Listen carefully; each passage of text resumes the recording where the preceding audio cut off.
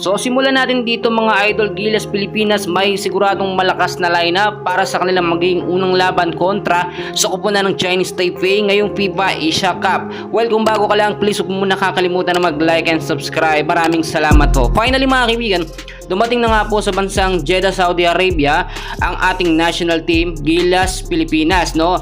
At nakita nyo, nakapaghanda na si Coach Tim Con ng kanyang malakas na lineup. Do merong mga player na hindi nakasama mga kaibigan, no? Akala natin talaga makakasama sila. Tulad na lamang ni Troy Rosario, si RJ Abarientos, si Renza Bando at si Kai Soto. So ang dami, no? Apat din yun mga kaibigan, at sana makakadagdag yan na power, no, o lakas po sa depensa at opensa ng Gilas Pilipinas. Lalo na sana itong si Renza Bando, pero may mga dahilan yan mga kaibigan.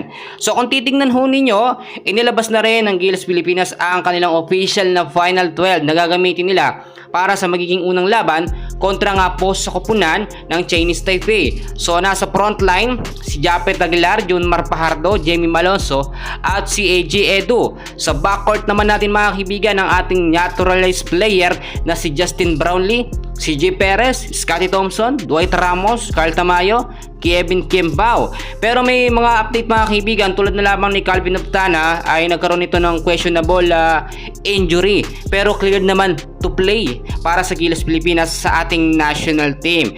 So kung titignan nyo mga kaibigan, naglabas na rin po ng update ang FIBA patungkol nga po sa game schedule ng Gilas Pilipinas.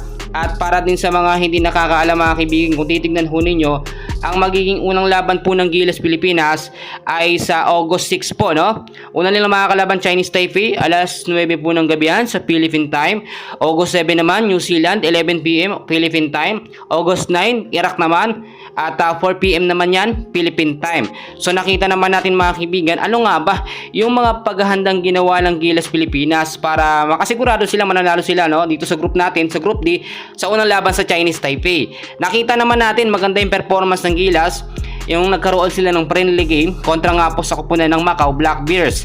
Pero syempre, nung mga first half lamang ng kalaban mga kaibigan ng Macau, pero kumamada si Brownlee nung mga huling quarter. So ang mangyayari dito, kapag ka si Brownlee na injury or na-injured para sa magiging laban nila sa Chinese Taipei, New Zealand o Iraq, at mali yung chance natin na manalo. So aminin natin yun mga kaibigan. Pero nagawa na yan ang paraan ni Coach Tim Con. So ano yung paraan?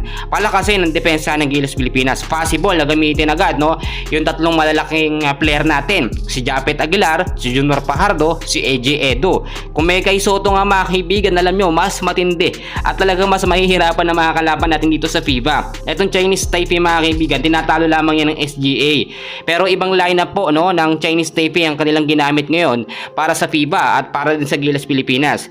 And for sure, may pangontra dyan si Coach Tim Con. So abangin natin mga kaibigan yung magiging practice pa, no, ng Gilas Pilipinas bago po ang kanilang unang laban sa August 6. Yan muna ang update natin sa ngayon, and please huwag kakalimutan na mag-like and subscribe. Maraming salamat.